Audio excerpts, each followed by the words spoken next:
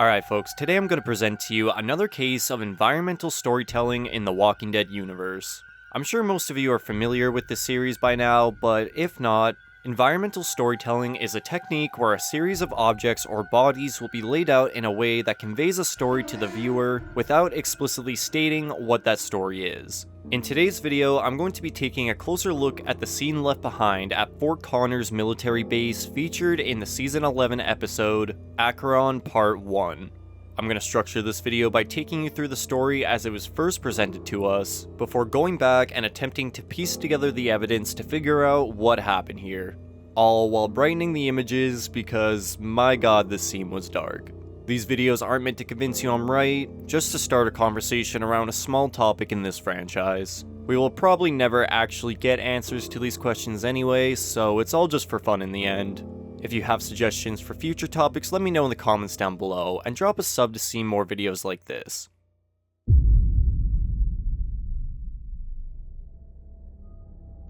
Following the Whisperer War, Alexandria was left ravaged as Beta's horde tore through the safe zone, leaving nothing but scraps behind, forcing our survivors to scavenge for supplies deep into the surrounding areas, with Daryl eventually coming across an abandoned military base known as Fort Connors that seems to have seen conflict during its time standing, as we see damaged buildings in the back and tanks left out in the open, but still had the potential to hold valuable resources such as food rations, medical supplies, and weapons. So arriving with a plan in mind, Daryl and company gather onto the roof of an old helicopter hangar where they create a series of pulley systems to lower themselves down from the skylights extremely quietly, as below lies a dormant horde of walker soldiers on the floor who have clearly been there for quite some time, judging by the level of decomposition and collection of dust on the bodies.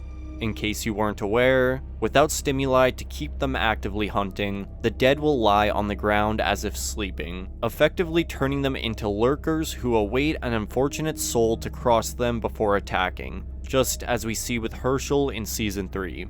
Immediately after brightening the scene, we see various bullet holes scattered across the hangar walls, obviously indicating some sort of gunfight as firearms lie next to the dormant bodies all across the floor.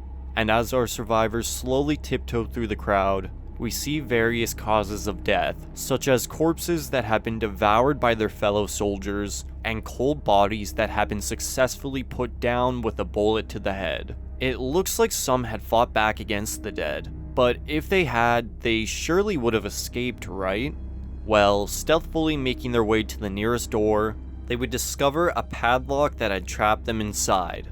Why the dead soldiers wouldn't have just shot it off or opened the hangar door is questionable, but regardless, Magna would pick the lock, giving our survivors access to a hallway leading to the storage area where paintings lie hanging crooked on the walls. What's interesting, however, is the presence of two dormant walkers separate from the others within said storage area, whose causes of death are not apparent, but how they would end up with the same fate as the rest while locked out of the main hangar is what remains a mystery. Regardless, after putting them down, our survivors find what they came for, as entire crates full of MREs, as well as other vital necessities appear untouched within. Which tells me if this was an intentional attack from a human threat, they did it for a reason outside of supplies. However, as our group hoists their newfound loot up the pulley system, the rope would snap, forcing Daryl to catch the bag while sustaining an injury to his arm in the process that begins to bleed right onto the lurkers below, causing them to rise for the first time in years while quickly surrounding our survivors. It's important to note only half of the bodies or so stand up, meaning whoever fought back did quite a bit of damage to the horde before their end or escape.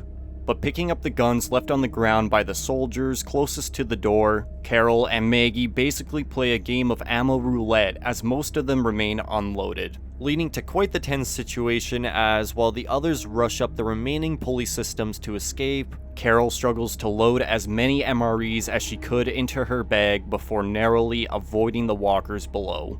They had all survived this ordeal and gained more than they lost from it. but it wouldn't be enough to last long term, especially for a population the size of Alexandria.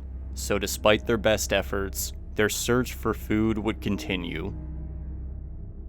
Alright, now, if I'm being honest, this scene kind of has a lot of issues from a writing standpoint, as it doesn't really make sense for our survivors to leave all that stuff behind when Alexandria is actually starving. Even more so over just a few walkers, since the last story arc literally saw them defeat a horde of thousands. I mean, seriously, they only took like 2 bags worth of MREs. But despite that, I do still think there was an intentional story left behind for us to discover. Not just a set design with randomly placed bodies because it's cool. As we do see bits of evidence that something did indeed happen here, with the locked door and 2 bodies separated from the rest.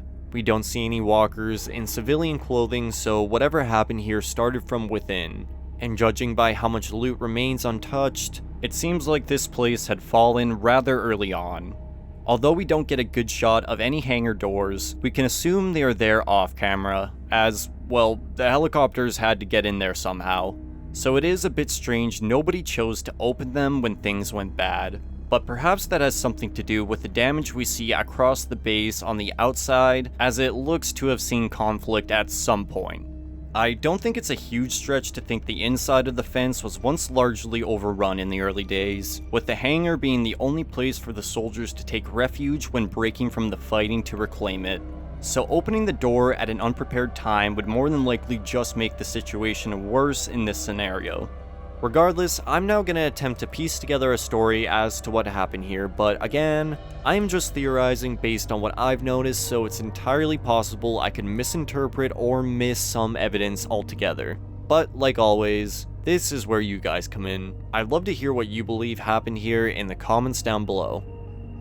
When the dead began to walk, the military was deployed across the country in an attempt to take the major cities back by setting up safe zones in designated areas while executing anything outside of those fences dead or alive. But when the walkers began to overwhelm the soldiers, most would be ordered to flee the metropolitan areas as the Air Force were preparing to drop napalm on the masses in what was known as Operation Cobalt. But by this time, most soldiers who had survived the flames would abandon their posts to search for their families. But those who had nobody left to run to would retreat back to the various military bases across the country, such as Fort Connors located in the state of Virginia. And although no more orders were coming through, those who found themselves within the base had it much better than those braving the wasteland, as they remained equipped with plenty of MREs, a sense of stability and leadership, and of course, a stockpile of weapons that would be essential for defending the base from the dead as they quickly began flooding through the fences, more than likely drawn from the noise of helicopters arriving during this time. Thankfully, the hangars were declared secure, so they would become the main base camp for the soldiers as they begun their campaign to take Fort Connors back.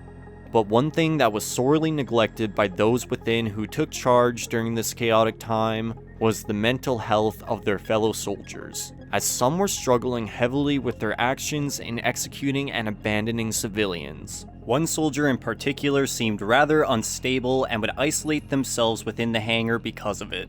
They not only hated themselves for following those orders, but hated the others for it as well. Even more, as some seemed completely unfazed by their actions while they continued to fight the dead. It was more than likely this individual's family was gone, if not from walkers, for sure the napalm. And that rage would quickly build into something dangerous as this soldier would sneak off to the storage room where those in charge had been sorting the supplies. And perceiving them as a nuisance rather than a threat, these men would have their guard down as they would be stabbed to death quietly while the rest of the exhausted soldiers rested within the hangar. Maybe through the back or stomach, it's kinda hard to tell where the wounds are. The only issue with this, it's kind of hard to believe both combat-trained soldiers would lose a 2v1 fight, even given the element of surprise. So alternatively, perhaps the struggling soldier killed the one man as he sorted the supplies, before killing the second only after he walked into the scene. But regardless, the unstable soldier believed this to be an act of retribution. arming themselves to the teeth in the storage room while grabbing a padlock found within, and intending to die that day along with their victims. They would enter the hangar and lock the door behind them, before opening fire onto the unsuspecting servicemen. A few would be killed on the spot, many would be injured. But this individual's rampage would not last long, as most would open fire after snapping out of the initial shock. Although the struggling soldier was gone, they had taken many along with them just as planned, as they believed they had brought justice for their actions. But as those who were unharmed tended to the wounded, they would neglect the dead, and before long they would reanimate, tearing into the rest of the soldiers from behind who were distracted by the cries of the injured. And once again, bullets would fly, but this time it was much harder to tell who their target was, as the freshly turned walkers were nearly impossible to differentiate from the living. Some would aimlessly fire into the crowd, fearing for their lives while attempting to make their way to the door, but by the time they reached their escape, they'd have no ammo to shoot the lock off, leaving them to be swarmed by the dead all the same. Some would go for the hangar door, but would ultimately meet the same fate before they could reach it. And even if they did, who knows what kind of horrors were waiting for them on the other side.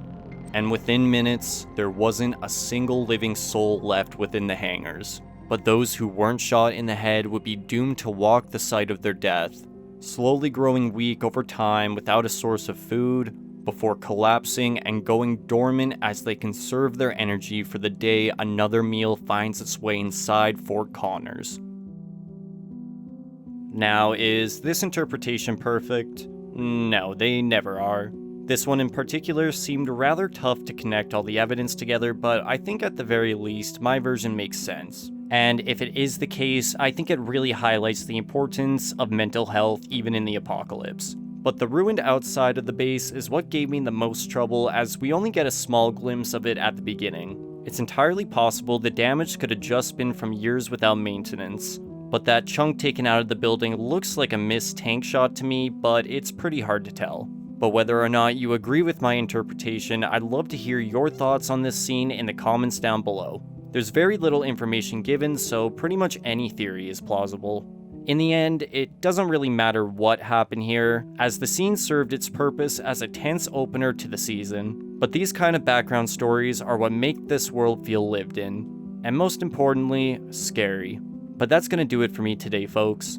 If you enjoyed this video, I'd greatly appreciate it if you hit that like button to see more. Thanks so much for watching.